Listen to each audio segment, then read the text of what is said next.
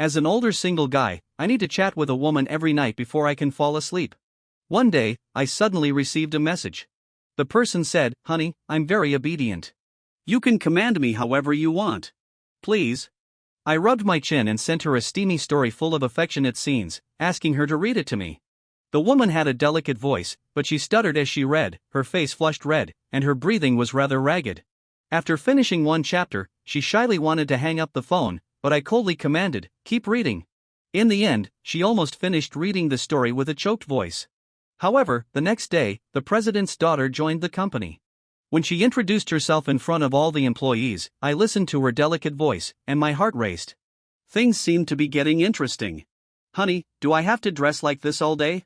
It's so embarrassing." When I came back from a meeting and opened my phone, the first things that caught my eye were two messages from Sophia, along with an emoji of a blushing face. I tapped the table with my fingertips. Just as I was about to reply, I saw Sophia herself walking past me with a cold expression. She was tall and was wearing a one-shoulder mermaid dress.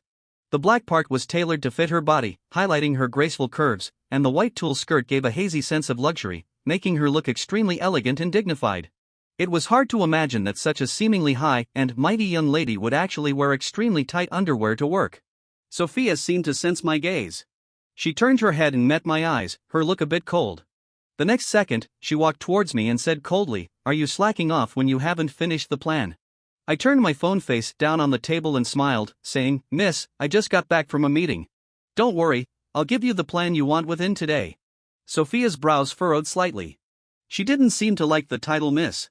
She glanced at me several times, as if she wanted to say something but held back. In the end, she left without saying anything.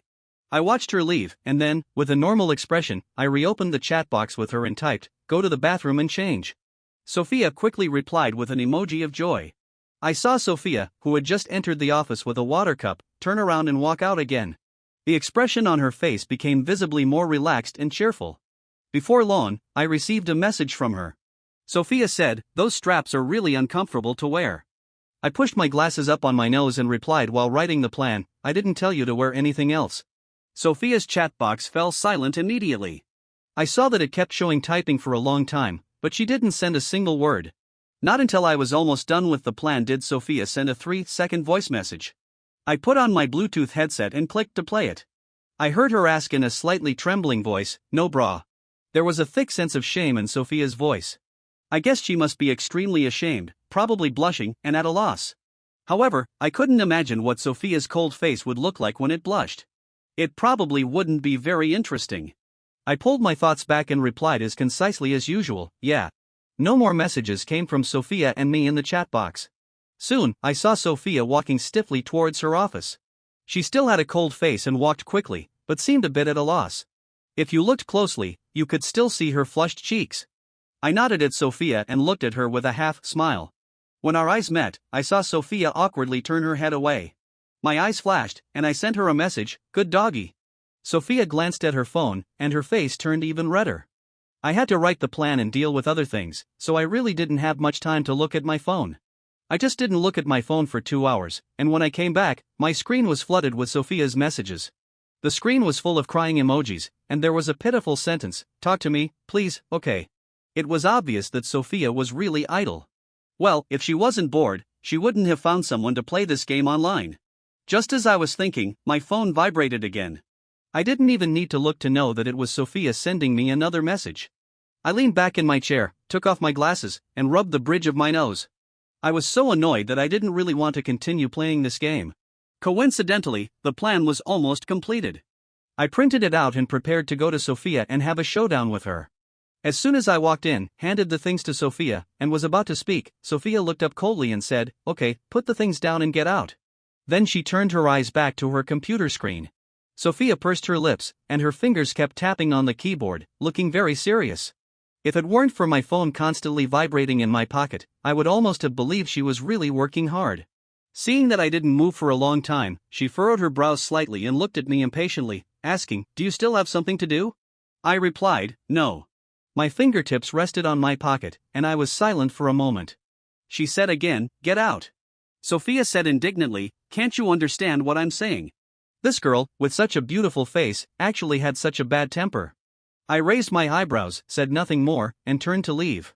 Before closing the office door, I caught a glimpse of Sophia staring intently at the computer screen out of the corner of my eye.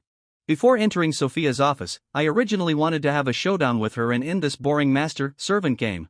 But after seeing Sophia's annoying attitude just now, I immediately changed my mind. With such a bad temper, she really needed to be punished severely. Thinking of this, I took out my phone, opened the chat box with Sophia, and said, "Give me your address. I'll send you a gift." Sophia replied, "Really?" Sophia was even more excited than I expected. She quickly sent me her home address and phone number. She said, "This is the first gift from Honey. Puppy is so looking forward to it." Along with this sentence came a series of emojis of excitement and spinning circles. I looked at the phone message and then through the small window of the office at the cold-faced Sophia inside. I clicked my tongue slightly. This little girl really had two faces. It was already past 8 o'clock in the evening when Sophia received the express I sent. She couldn't wait to record an unboxing video for me. After seeing a bell necklace in the box, Sophia's hand paused slightly. She fiddled with the bell, and after hearing the clear sound from the bell, she let out an almost imperceptible smile. The video ended here. I was a bit confused for a moment. I didn't know what Sophia meant, whether she liked it or not. But soon, Sophia sent me a video call. In the video, her silk blouse was half unbuttoned, and she unreservedly showed her fair skin in front of the camera. A bell necklace that I bought especially for her was around her slender neck. She swallowed lightly, and the bell would also make a clear and pleasant sound. "Honey."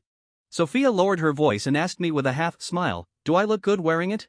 Every time she said a word, the bell on her neck would ring, tinkling, with an inexplicable alluring charm. "Not bad," I said truthfully. "It suits you well." I was worried that it might be a bit small when I bought it, but it fit Sophia perfectly. On the other side of the camera, Sophia only showed the lower half of her face. After hearing my compliment, I clearly saw her silently covering her blushing face with her hand. For some reason, Sophia's appearance during the day couldn't help but come to my mind: delicate features, cold eyes, and that always haughty look when she glanced over. Such a noble young lady, in a blink of an eye, was deliberately or inadvertently fiddling with the bell around her neck in front of the video, her voice soft and seductive, humbly saying sentence after sentence, "Honey, look at me more, praise me more." When I came back to my senses, looking at the constantly tinkling bell, the corner of my mouth suddenly curved into a smile. I deliberately lowered my voice and said softly, "Next, I want you to do something even more exciting." The breathing on the other side of the video became significantly faster. I could even clearly see the violent heaving of Sophia's chest, and she asked, suppressing her emotions, "Honey, what do you want me to do?" "I can do anything. You can command me as you like." I half leaned on the sofa, took a sip of wine, and didn't answer immediately. Sophia on the other side was obviously impatient. She bit her lower lip, looking so cute and pitiful. It was not until she called me honey again that I put down my glass and said with a half-smile, "Really? You can do anything." "Really?" Sophia answered very quickly, almost without hesitation. She said, "I can do anything for you, honey." My smile grew wider. Under Sophia's expectant gaze, I slowly opened my mouth and said, "Then go out and run 5 kilometers with the gift I gave you." Sophia's body suddenly froze. I said, "Oh, by the way." I added slowly, "Don't hang up the phone. I want to watch you run outside with the bell on." Just thinking that Sophia would run with the bell, and every step would make a tinkling sound, and then passers-by would cast suspicious glances at her, and Sophia would surely be so embarrassed that she would want to find a hole to crawl into, I felt so good that I couldn't help pouring myself another glass of wine and urged, "Set off now." Sophia paused for nearly 2 minutes before reluctantly getting up. She didn't change her clothes specially, just buttoned up her clothes and went out. It was nearly 9 o'clock, and Sophia's community was brightly lit, but there were not many people. She moved her body a little and then started running. While running, the sound of the bell mixed with her slight gasp slipped into my ears through the earphones. The scene I expected didn't happen, and Sophia actually ran 5 kilometers and seemed to enjoy it. I was a bit speechless. Even when I went to sleep, my mind was full of the tinkling sound of her running. I didn't know if I had tortured Sophia, but I was really tortured myself.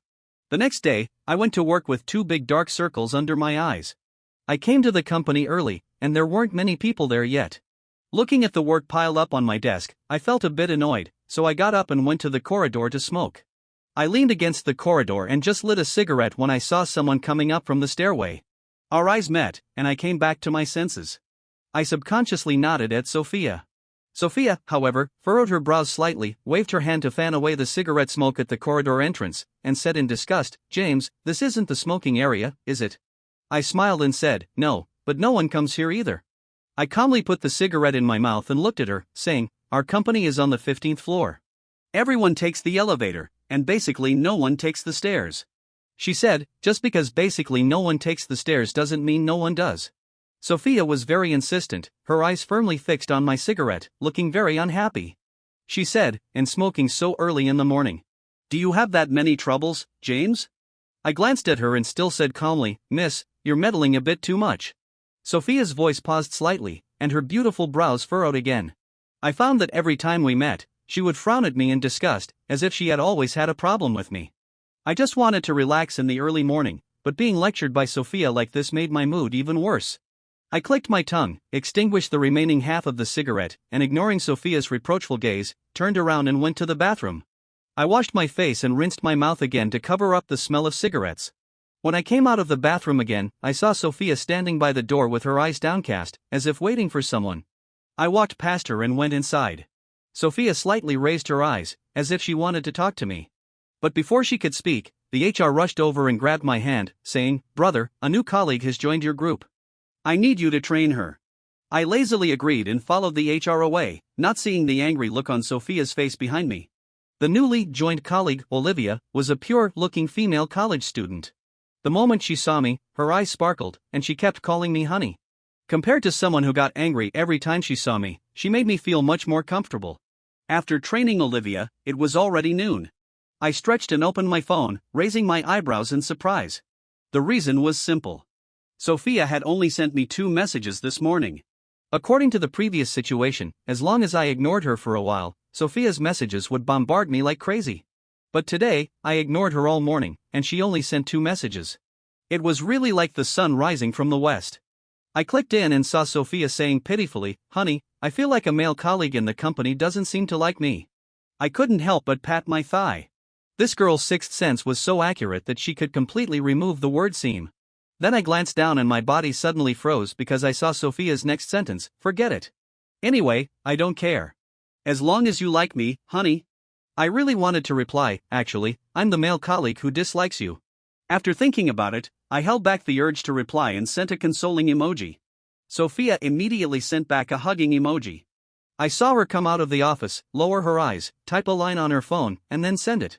The next second, my phone vibrated with a new message. I opened it and saw 2 messages from Sophia. "I seem to like you more, honey. What should I do? I really want to see you." I was so startled that I suddenly stood up, accidentally knocking down the water cup and spilling water all over myself. Sophia happened to walk past me and was also splashed a little. I said, "Sorry." Looking at her wet skirt, I subconsciously wanted to get a tissue to wipe it for her. As a result, when I leaned forward, my phone also fell down and made a loud clang sound on the ground. Before I could pick it up, Sophia had already bent down. I belatedly remembered that my phone screen was not turned off. As long as Sophia picked it up, she would surely see the chat box on my phone screen and the 2 sentences she had just sent me. Oh no, I really didn't want to be discovered at this time. Just thinking about it made me feel so embarrassed. I immediately reached out to grab the phone on the ground, but I was a step too slow. Instead of getting the phone, I grabbed Sophia's hand. She looked up at me in surprise. After our eyes met, I forced a smile and said to her, "Miss, I'm sorry for getting your skirt wet. I'll buy you a new one to change later." Sophia's eyes swept across my face. After a moment of silence, she still replied, "Okay." Under my gaze, she slowly let go of her hand, and I finally turned off the screen and quickly stuffed the phone into my pocket. After doing all this, I saw Sophia leave without any suspicion. Then I leaned back in my chair and let out a slight sigh of relief. It was really a close call. I almost got exposed. I adjusted my complicated mood again, opened the delivery app, and quickly ordered a dress for Sophia. In about 10 minutes, the dress was delivered by the delivery guy. I carried the dress bag and went to Sophia, and solemnly handed this dress to her. She took a quick look at it, and said coldly and distantly, "Thank you." The corner of my mouth twitched, and I replied, "You're welcome." Then, without waiting for Sophia to remind me, I turned around and walked out. She probably didn't like seeing me, and coincidentally, I didn't really want to see her either. It would be best if we could maintain the distance of ordinary colleagues. Walking out of Sophia's office, I silently exhaled a breath of turbid air and said to myself, it's so annoying. I can't stand my female boss, and I'm starting to think about quitting this job more and more. I was so upset that I decided to go to the corridor for a while. But I didn't expect that the corridor, which was usually rarely visited, had someone in it today. Olivia was putting on makeup here. When our eyes met, she was a bit flustered and quickly put away the small box. James. Olivia's voice trembled with panic, and her cheeks were a bit red. Olivia seemed very embarrassed. She pinched the corner of her skirt and said, sorry, I'll go back to work right away. It's okay, I waved my hand. In the corridor, I stared out of the window in a daze, and neither Olivia nor I spoke. The small space was extremely quiet. Olivia stole several glances at me, and finally couldn't hold back and spoke up, James, what are you having for lunch? I paused for a moment, then it dawned on me that it was already the lunch break, and I hadn't ordered lunch yet. I looked at Olivia, met her expectant gaze, and asked somewhat helplessly, haven't you ordered food yet? I saw Olivia nod, and then simply said, come on, I'll take you to the cafeteria for a meal. Olivia's eyes lit up, and she quickly followed behind me. When she learned that I would treat her, Olivia immediately went into compliment mode, James, you're so nice. From now on, you'll be my only dear. Her non-stop compliments not only made me laugh but also improved my mood a lot. Just as Olivia and I walked into the company, chatting and laughing, I suddenly felt an extremely displeased gaze land on us. I followed the direction of the gaze and met Sophia's flushed face. When she saw me, she snorted coldly with a sullen face and turned back to her office. I was quite confused by her actions. What on earth was she getting so worked up about? Why was she giving me such a cold look out of nowhere? I didn't really want to deal with it, but then my phone received a message from Sophia. It was very short, just 5 words, come to my office. After seeing the source of this message, I caught my breath, because Sophia didn't send this message to James through the company's WeChat, but through the private WeChat we had been using to communicate. I tried to peek at Sophia's expression through the small window, but the blinds of the small window were pulled down, blocking my view completely. At this time, she sent another urgent message, a short sentence, come in immediately. Even from the punctuation, I could sense a hint of aggressiveness. I was speechless. Things were getting a bit tricky. I let out a long sigh and paced in front of Sophia's office door, not sure what kind of attitude to adopt when seeing her. Sophia's expression just now was definitely not good. I guessed she must be furious. After all, who would have thought that I, apparently her subordinate, was actually her master behind the scenes? Originally, Sophia and I were playing this game under the guise of the internet, consensually and harmlessly. But now that the truth was out, things had become difficult. However, since it had happened, there was no point in dragging it out. I took a deep breath, summoned up my courage, knocked on the door, and then pushed it open. As soon as I entered Sophia's office, something came flying towards me. Fortunately, it didn't hit me, but landed heavily on the ground in front of me, making a clear jingle sound. It was the bell necklace I had given Sophia yesterday. Sophia's eyes were red-rimmed, and she shouted, James, is it fun to play with me? If I hadn't noticed that the nickname on the delivery order was the same as the sender of last night's express, I would have been completely deceived by you. So it was the sender's nickname that exposed me. I was wondering how my identity was suddenly revealed. I really regretted not changing yesterday's address and using it directly for the sake of convenience. Sophia was so angry that she tightly gripped the pen in her hand and said resentfully, you've been doing this on purpose these 2 days, right? First, you deliberately ignored me, and then you made me do these embarrassing things on purpose. I really didn't expect that, despite your decent appearance, you're actually such a pervert behind the scenes. You're simply a perverted old man. Sophia deliberately emphasized the words perverted old man. I slightly raised my eyebrows and stared back at Sophia. Her expression froze, and she asked in a low voice, did I say something wrong? I didn't respond. Instead, I bent down to pick up the bell necklace from the ground. Under her gaze, I calmly walked around the desk and stood in front of her. Sophia seemed a bit uneasy. She moved back in her seat, frowned, and looked at me, asking, what are you going to do? I reached out and slapped her delicate face hard. When her cheeks turned red, I leaned close to her ear and whispered, you've been so disobedient. You deserve to be punished, don't you? Sophia's pupils suddenly constricted. While she was trying to dodge, I grabbed her arm and pulled her towards me. Caught off guard, she sat down on the chair. I pinched her chin, forcing her to look up at me. I could clearly see that Sophia swallowed nervously, and her eyes flickered. She was no longer as arrogant as before, but rather showed a bit of nervousness and anticipation. I sneered and said, this is really excessive. Clearly, you begged me repeatedly to join this game that we both agreed to play. How come now it's all my fault? I continued, even if I knew it was you, it doesn't mean you can order me around and shout at me. I gritted my teeth, grabbed her soft black hair, and pulled it back, saying, put yourself in the right place. The pain forced her head to tilt back, and a face that was excited and slightly flushed was completely exposed in front of me. She asked, are you going to punish me? Sophia's voice was clearly trembling. Just as I was stunned, she immediately pressed her face against my hand and said, I've really been a bad girl. She rubbed against my palm. When she looked up at me, her eyes were misty, with a look that I couldn't quite put my finger on. She added, bad girls should be taught a lesson. I looked at her with a complex expression. The development of the situation was beyond my expectation. I really didn't expect she would be so happy. Seeing Sophia keep rubbing against me, I quickly came to my senses and said, calm down. I pushed her away and said irritably, I'm not going to punish you. The current situation is dangerous. I know we can't continue like this. We must get this abnormal relationship back on track. I rubbed my temples and continued, before, I was just bored, so I agreed to play with you. Online, it was a consensual thing, and it didn't involve reality, so I didn't care. But now this game has affected my normal life. Coincidentally, you've also found out that it's me. Since that's the case, I'll be straightforward. This farce ends today. Sophia was taken aback, as if she didn't expect me to answer like this. She subconsciously pouted and was about to say something, but I didn't give her a chance. I directly untied the necklace around her neck and casually threw it into the trash can, saying, once I walk out of this door, I'll forget what happened before, and I won't mention it to anyone else. Miss, I stood by the door and looked back at her, if there's a problem with the plan, you can come to me anytime. My subtext was that we should not mention other things. We could only be ordinary colleagues, nothing more. I left calmly, not seeing Sophia looking down at the bell necklace lying in the trash can with a somewhat disappointed expression. After walking out of Sophia's office door, I immediately blocked and deleted her private WeChat.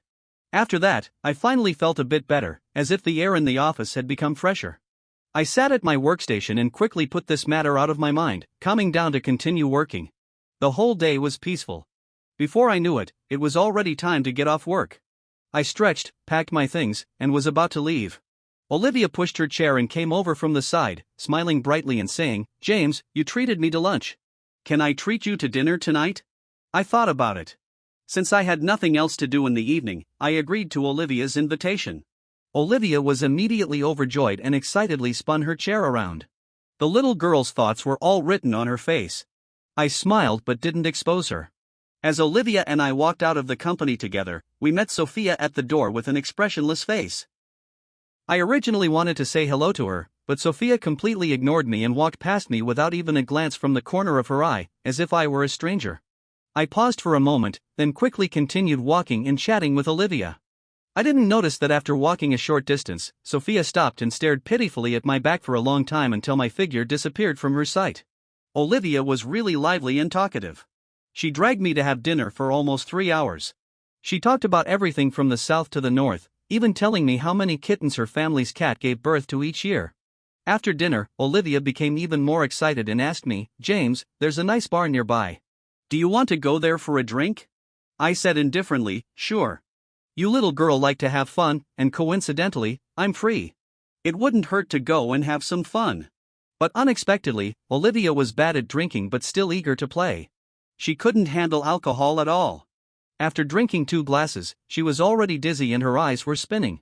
She held an empty glass, leaned on my shoulder, and shouted with a flushed face, drink! Why aren't you drinking anymore? I helplessly carried her to the street to hail a taxi and said, come on, you drink by yourself.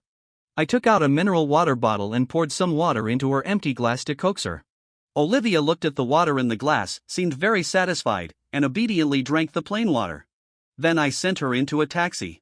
After finally getting her sent off, I was exhausted. This evening had been more tiring than a day at work. I stood on the street, let out a long sigh of relief, and when I looked up, I saw Sophia hiding under a street lamp not far away, looking at me with a complex expression. When our eyes met, Sophia instinctively tried to hide, but then realized there was nowhere to hide, and she stood there awkwardly. Just then, a group of drunk men came out of the nearby bar. The man in the front staggered and bumped into Sophia. He was cursing at first, but when he saw Sophia's face, he immediately changed his tone. Lady, you're really beautiful.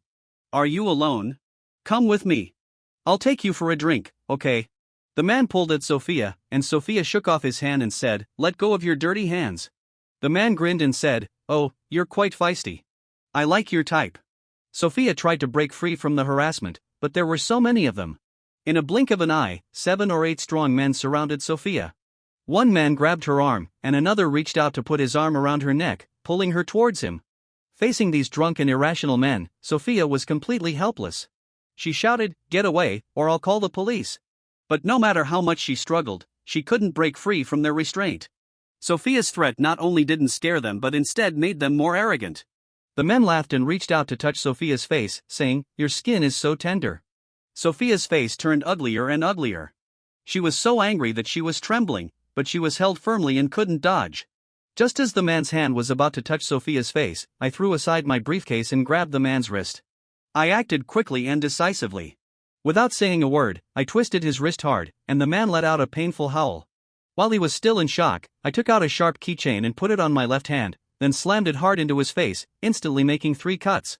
At the same time, I coldly warned, "I suggest you let go." I then took out a knuckle duster from my pocket and grabbed it with my right hand, adding, "Otherwise, it won't just be a matter of getting disfigured." The others were startled by my sudden actions. They stood there stunned for a moment. Even Sophia stared at me in a daze, her mouth slightly open, looking completely disbelieving. The other party gritted his teeth and cursed, "Bastard." Before he could finish, I aimed the knuckle duster at his eyes, and his words got stuck in his throat. He was so angry that his face turned red, but he didn't dare to say anything more, for fear that I would really do something. Perhaps it was because of my tough attitude, or maybe the wind had sobered them up a bit. Anyway, they realized that I wasn't joking and that I would really take action. The men exchanged glances, then let go of Sophia and stopped pestering her. They quickly disappeared into the night. Sophia stood there, breathing slightly heavily. Clearly, she hadn't fully recovered from the nervousness. Her eyes landed on me, and a complex emotion flashed through her eyes. After a while, I heard her say in a low voice, "Thank you." "It's nothing." I picked up my briefcase, glanced at her, and said, "Miss, your face is too eye-catching. You should be more low-key when you go out in the future and protect yourself." After saying that, I was about to leave, but Sophia grabbed my hand. I turned around and saw her looking down, looking vulnerable and helpless. "I'm still a little scared. Can you stay with me for a while?" Sophia pursed her lips. Seeing that I didn't respond, she added in a pitiful whisper, "Just for a little while." I let out a long sigh. Since she said so, what else could I do? I could only stay. After sitting with Sophia for a while, I softened my heart again under her pitiful gaze and sent her to her apartment building. When we reached the entrance of the community and I was about to go back, Sophia pulled my hand again. I frowned and asked, "What else do you want?" Sophia was silent for a moment, then as if she had mustered up her courage, she said, "Can you add my contact information back?" "What?" I didn't hear her clearly. Sophia looked up at me, then repeated it reluctantly. Seeing me frown, she added pitifully, "I don't mean anything else. We don't have to continue that kind of relationship.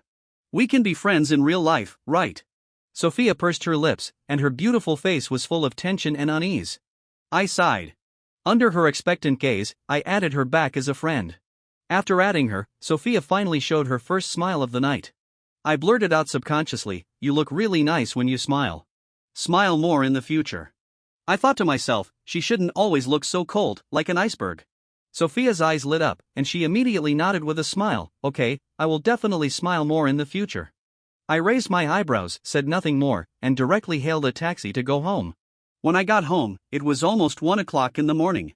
I didn't feel relaxed at all. I was as tired as if I had worked overtime for 3 days straight. I leaned in the bathtub, poured myself a glass of wine, and was about to relax when my phone vibrated a few times. Sophia sent 2 new messages. "James, do you not like me? Do you like the type of that intern?" I was completely confused. Before I could reply, Sophia quickly withdrew these 2 messages. Since she withdrew them, I simply turned off my phone and pretended not to see them. Replying would probably make things more complicated, and I hate complicated things the most.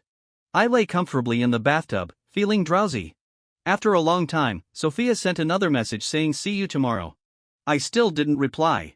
After that night, my relationship with Sophia unexpectedly improved. She no longer looked at me with that haughty look. When we met at the stairway, Sophia shyly took out an e-cigarette and handed it to me, saying softly, "Well, I checked some literature, and it says this kind is less harmful to the body." Seeing that I didn't move, she added in a low voice, "It's mint flavored. I noticed you seem to like mint flavor. It's not an expensive thing. Just consider it a thank you gift for your help last time." I scratched my head. Since she said so, I had to accept it. Sophia looked obviously happy when she saw me accept it. That afternoon, she even invited the whole team to have snacks and milk tea. I don't like sweets, so I didn't take any. Olivia, who was sitting next to me, was enjoying it. She said, "James, these are snacks from a 5-star hotel. Are you really not going to have any?" Olivia tried to persuade me. I directly refused. "I don't like them." "You can have them." Olivia's eyes lit up, and she quickly asked, "James, if you don't eat them, can I go and get your share?" I found it a bit funny and nodded for her to go. Olivia was so happy that she almost jumped up. Then she took the snacks and came back hesitantly, asking, "James, if you don't like sweets, what do you like to eat?" I was writing something, and I answered briefly, "Fruit, I guess." Olivia nodded and then asked, "Do you like watching movies? Or outdoor activities like mountain climbing?" When I heard this question, I slightly raised my eyebrows. I turned my head and saw Olivia holding a small notebook. I asked with a half smile, "Have you finished your work? You're asking all these questions here." Olivia trembled, laughed it off, and then turned back to type on the keyboard quickly. I took a glance and found that the profile picture of the person Olivia was chatting with looked very familiar. It was clearly Sophia's private WeChat. When did these two get so close? I was quite puzzled. Recently, Sophia has been showing up in front of me more frequently. Even on weekends, when I went for a run in the nearby park, I would run into her walking her dog. She would come over with an innocent look and say, "What a coincidence." I said speechlessly, "Not really. Your home is 8 kilometers away from mine." 8 kilometers. I really don't believe you walked all the way here with your dog."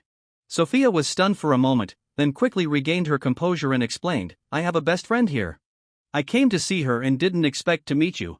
If she hadn't been stealing glances at me while she was talking, I might have actually believed her. When I went for a run, she would trot along with her dog. When I went to eat, she would order the same meal as me. When I went home, she would stand at the entrance of the community, looking at me pitifully. Even if I was a bit slow-witted, I could tell that Sophia had been acting weird lately. She was trying every means to find out my preferences and was pretending to run into me in various situations. This was exactly the situation I hated the most. I didn't want to expose her at first, hoping she would give up on her own. But she just kept on with her little tricks and became more and more pushy. Besides the staged encounters and her cutesy acts, Sophia would deliberately keep me at work alone until night under the pretext of work. Then she would act as if nothing was wrong and say, "Honey, you've worked so hard overtime. Let's go have a big meal together." I looked at her innocent, damsel in distress expression helplessly. I had wanted to punish her several times. It wasn't until Sophia used this trick for the 5th time that I finally couldn't hold back and decided to have a showdown with her. I asked, "What on earth do you want?" I grabbed Sophia's chin, and she didn't resist at all, letting me hold it obediently. Her eyes flickered slightly, and she said, "Honey, I don't know what you're talking about." As she spoke, she deliberately leaned closer to me. I was speechless. She was still pretending, and I was so annoyed that I just came right out with it. I said irritably, "Stop playing these petty tricks. I'm not falling for that innocent act crap. It's not only useless but also really gets on my nerves." Sophia was taken aback. Just when I thought she was going to pretend to be wronged again, she suddenly looked up and asked seriously, "Then what method would work?" I muttered a curse under my breath, let go of her hand, and said helplessly, "Are you really that stupid or just pretending? Can't you understand I'm rejecting you? I'm not interested in starting a new relationship right now. I've never been into all that lovey-dovey stuff. I'm doing just fine on my own. I really don't want to date anyone." Sophia stood there and said in a low voice, "I see. But you might change your mind in the future. I want to be by your side for now. So when you do want to date someone, you'll see me as soon as you turn around." Her stubbornness left me fuming but with no way to vent my anger. I hardened my heart and threatened her, "I'm at this age, and I'm not in the mood for dating. If I do, it's going to be for marriage and having kids. Aren't you scared?" I mean, she was just a young girl. How could she not be scared of marriage and having kids? I thought that after saying this, Sophia would back off. But to my surprise, instead of being scared, her eyes lit up instantly, and she said, "Really? Like getting married right away? And having your kids after getting married? Then I want to date you." I felt like a breath was stuck in my chest, neither going up nor down. In the end, I could only turn around and leave. I was helpless. If I couldn't handle her, I could at least avoid her, right? That conversation ended with me backing down. Maybe because I had seen through Sophia's thoughts, she stopped hiding. She was like a clingy person, always around me every day, and no matter how I tried to get rid of her, she wouldn't leave. The only good thing was that she no longer deliberately made me work overtime and then cajoled me into having dinner with her. Now she would just straightforwardly ask me to have a meal. If I refused, she would deliberately act pitiful and keep asking, really not okay? Until I gave in. I once asked her, what exactly do you like about me? I'm just an ordinary person. After all these years, I've only managed to become a team leader. I don't have much of a future, and my personality is just average. I really don't understand what about me could attract you. Sophia replied, the night you rushed to save me, you were so cool. At that moment, I thought, you were practically broke, yet you dared to face so many burly men alone without even thinking about whether you'd get beaten to a pulp and not be able to afford medical bills. I just thought you were amazing and so handsome. I was helpless and quickly interrupted Sophia, saying, if you don't know how to compliment, don't force it. And you don't really like me. It's just because I saved you, and that moment made your heart race, so you mistook it for love. I tried to explain to Sophia that what she felt for me wasn't really love. But Sophia looked at me deeply and said softly, but I dream about you. I was stunned. Before I could react, I heard her say in a low voice, every night, and they're those kinds of dreams. My mind went blank for a moment. Sophia moved closer, and although she was trying to hold back, her eyes were fixed on my face. After a long while, I heard her swallow nervously, and then she blushed and asked me, honey, can we hold hands? I realized belatedly that Sophia had done many rather risque things under my orders. She didn't blush for those, but now, just for the simple act of wanting to hold hands, her face was this red. What a strange girl. I reached out and took her hand, saying, Miss, there's no need to be so shy about this. Sophia was startled by my sudden move. Then the blush on her face became even more pronounced. We walked along, holding hands a bit stiffly. Her palm was slightly sweaty, but she never let go. And this time, neither did I. This video has received 1,000 likes and shares. I'll update the story later.